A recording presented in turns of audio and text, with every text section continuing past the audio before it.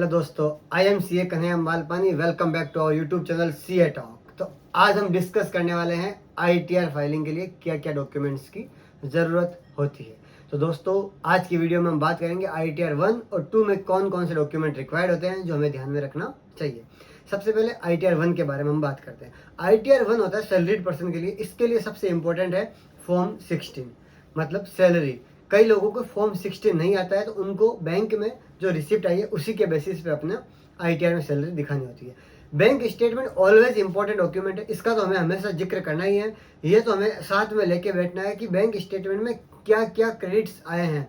जो क्रेडिट आए हैं वही हमारे इनकम है, बट कई बार क्रेडिट में लोन्स वगैरह भी होते हैं, तो वो आपको स्किप करना चाहिए। सबसे इंपॉर्टेंट थर्ड डॉक्यूमेंट क्या है, सैलरी स्लिप भी हमें रिव्यू करना चाहिए, क्योंकि इसमें हमारा सैलरी का बाइफर्केशन होता है। बेसिक कितना है, HRA कितना है, NPS कंट्रीब्यूशन कितना है, लाइक अदर कंट्रीब्यूशन कितना है, वो सब का।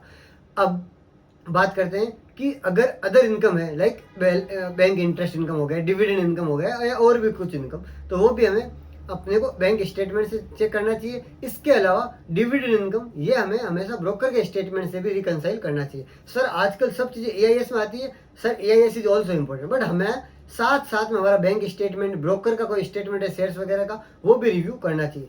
अब हम बात करने वाले हैं ITR 2।